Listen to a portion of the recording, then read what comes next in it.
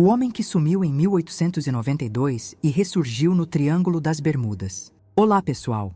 Hoje trazemos uma investigação profundamente intrigante sobre um caso que, apesar de altamente confidencial, circula nos bastidores de comunidades científicas e militares desde o início do século XXI. O episódio teria ocorrido em 17 de julho de 2002, envolvendo uma embarcação científica da Marinha dos Estados Unidos da América chamada USS Hawkins. Naquela manhã, durante uma operação no Triângulo das Bermudas para estudar fenômenos eletromagnéticos incomuns, a tripulação detectou sinais anômalos de intensidade crescente. O que começou como uma missão rotineira rapidamente se transformou em um dos eventos mais misteriosos já documentados em águas internacionais. A bordo do USS Hawkins encontrava-se uma equipe altamente capacitada, composta por militares experientes e cientistas especializados em geofísica, oceanografia e fenômenos inexplicáveis. O clima estava calmo e a operação transcorria normalmente até que os equipamentos começaram a registrar uma concentração eletromagnética fora dos padrões naturais. A tensão cresceu entre os pesquisadores, que ajustaram os sensores e verificaram os dados várias vezes. Foi então que, de forma repentina, um alerta estridente ecoou pelos corredores da embarcação. Homem ao mar! Em questão de minutos, marinheiros correram à amurada e avistaram um corpo flutuando próximo ao casco, aparentemente inconsciente. A recuperação do homem foi imediata. Ele foi içado a bordo com rapidez e levado à enfermaria. O que mais chamou a atenção dos tripulantes foi o vestuário incomum do náufrago. Roupas de lã grossa e um colete abotoado à moda do século XIX, completamente alheias ao vestuário moderno. O tecido estava surpreendentemente preservado, com costuras feitas à mão e botões em madrepérola desgastados de forma natural, mas sem sinais de degradação pelo tempo que se esperaria de uma peça centenária. Na enfermaria, o homem demonstrava exaustão, mas nenhum sinal de afogamento, hipotermia ou trauma visível, o que intrigou profundamente os médicos da tripulação. Os profissionais de saúde a bordo começaram a notar outras peculiaridades. A textura da pele do resgatado era distinta, com características típicas de alguém que jamais tivera contato com procedimentos médicos ou produtos químicos contemporâneos. A musculatura era desenvolvida, porém diferente da dos homens modernos, refletindo um estilo de vida manual e rigoroso. Nenhuma marca de vacinação, cicatriz cirúrgica ou qualquer indício de assistência médica do século XX estava presente. Para compreender melhor sua origem, a tenente Wilkins, especialista em comunicação e psicologia, foi convocada para conduzir uma entrevista com o homem recém-resgatado. Ao recobrar plenamente a consciência, o homem identificou-se como Fergus Murray, um pescador escocês. Sua fala, embora enfraquecida, apresentava um sotaque escocês antigo, bem diferente da pronúncia moderna.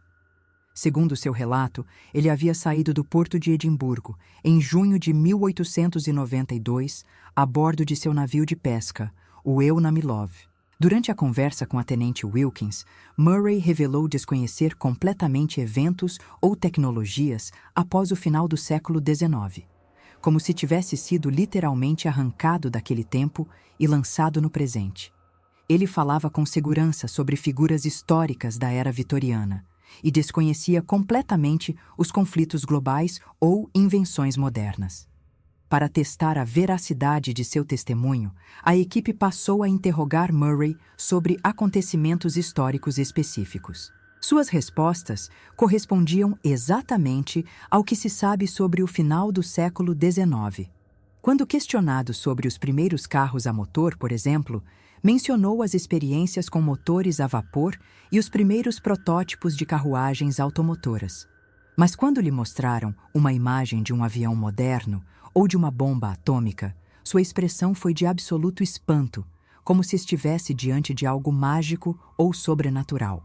Seu olhar se fixava por longos segundos, demonstrando uma mistura de confusão, medo e incompreensão. O comportamento de Murray diante de dispositivos tecnológicos foi ainda mais perturbador. Ao ser exposto a uma televisão ligada, gritou e se lançou para trás, derrubando equipamentos médicos. Seu olhar era de puro terror. Quando uma enfermeira tentou mostrar a ele a tela de um computador, ele cobriu os olhos e começou a murmurar palavras em gaélico escocês antigo, aparentemente pedindo proteção divina. Diante da intensidade de sua reação, os médicos decidiram sedá-lo temporariamente para evitar maiores danos psicológicos. Aquilo parecia mais do que um simples choque cultural. Era como se ele tivesse sido lançado em uma realidade completamente incompatível com sua consciência.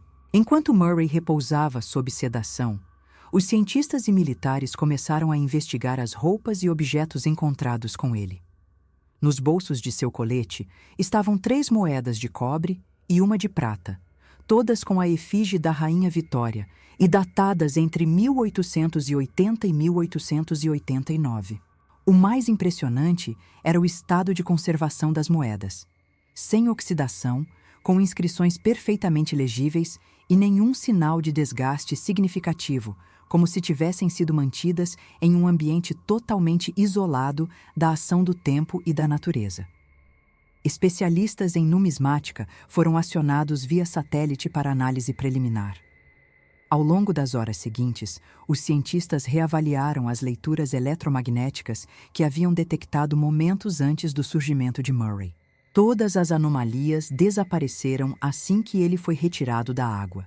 Isso levou a especulações sobre uma possível relação entre o fenômeno detectado e sua súbita aparição. Alguns pesquisadores sugeriram que o campo poderia ter sido um tipo de portal temporal espontâneo ou uma dobra no espaço-tempo gerada por condições desconhecidas, talvez estimuladas pelas características únicas daquela região do oceano. Nada foi conclusivo, mas o desaparecimento das anomalias foi evidente. O comandante do USS Hawkins solicitou sigilo absoluto entre os membros da tripulação.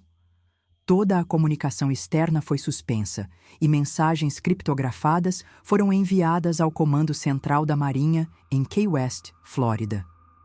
Murray foi mantido em uma cabine isolada, com acesso restrito e monitoramento contínuo por câmeras e sensores biométricos. Os registros médicos foram armazenados em servidores internos e todas as gravações do incidente foram duplicadas em mídias físicas lacradas. As ordens eram claras: nenhuma informação deveria vazar até que uma equipe especializada da inteligência científica chegasse para conduzir a investigação com os protocolos adequados. Em meio à tensão, Murray acordou novamente e foi levado para uma sala de interrogatório especialmente preparada. Com paredes revestidas de chumbo e controle climático preciso, o local havia sido construído para evitar interferências externas e garantir a estabilidade do ambiente. Sentado à mesa, sob a luz fria de lâmpadas fluorescentes, Fergus Murray parecia calmo, embora visivelmente abalado.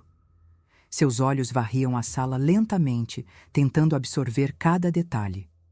Quando a tenente Wilkins retomou o diálogo, Murray demonstrou estar disposto a cooperar, desde que suas palavras não fossem ridicularizadas ou tratadas como delírio. Foi então que ele começou a descrever, em detalhes perturbadores, os últimos momentos que lembrava antes de despertar no mar em 2002. Segundo seu relato, o Eunamilov enfrentava uma tempestade diferente de qualquer outra. Os ventos não sopravam como de costume, e o mar não se movia com a mesma fúria dos temporais naturais.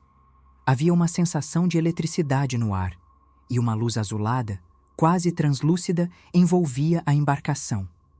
Relâmpagos silenciosos cortavam o céu em padrões circulares, e uma névoa espessa, quase metálica, cobria o convés. Os tripulantes gritavam, mas os sons pareciam abafados, como se estivessem em outro plano. Em determinado momento, Murray afirmou que os relâmpagos começaram a atingir o mar ao redor do navio, criando pequenas explosões azuis que não produziam calor, mas provocavam ondas de vibração no casco. O timoneiro perdeu o controle e a bússola girava descontroladamente, como se estivesse sendo manipulada por uma força invisível. A embarcação então foi subitamente erguida por uma corrente de água que parecia subir ao invés de descer, como se uma coluna líquida invertida os tragasse. A luz azul cresceu em intensidade até que todos ao redor começaram a sumir diante de seus olhos, como se fossem apagados do tecido da realidade. Segundo Murray, quando a luz se dissipou, ele já não estava mais no convés. Havia sido lançado em um espaço indescritível, que ele chamou de vazio absoluto. O local era escuro, silencioso e completamente desprovido de qualquer orientação. Não havia estrelas, lua ou qualquer fonte de referência. Apenas uma luminosidade difusa e incompreensível, que parecia vir de todos os lados e lugar nenhum ao mesmo tempo. Ele via objetos flutuando lentamente ao seu redor, entre eles cordas, pedaços de madeira e até peixes congelados em posições imóveis. Era como se o tempo houvesse cessado, e tudo estivesse suspenso em um intervalo entre o ser e o não ser. No meio desse ambiente surreal, Murray relatou um zumbido constante, muito baixo, que parecia ressoar dentro do próprio corpo, afetando seus batimentos cardíacos e percepção do tempo. Não havia vento, mas seu corpo se movia lentamente, como se estivesse em gravidade reduzida. Ele não sentia fome nem frio, apenas uma profunda confusão e um sentimento inexplicável de deslocamento. Estava ali, preso naquele limbo, sem saber quanto tempo havia se passado, até que de forma abrupta a sensação de queda retornou. Foi como atravessar uma película líquida e, de repente, emergir novamente na superfície do mar, agora no Triângulo das Bermudas, em pleno século XXI. Ao emergir naquele oceano vasto e silencioso, Fergus Murray mal teve tempo de entender o que acontecia antes de avistar a silhueta do USS Hawkins aproximando-se. Ele não reconheceu o navio, nem compreendia como aquele tipo de embarcação podia se mover sem velas visíveis.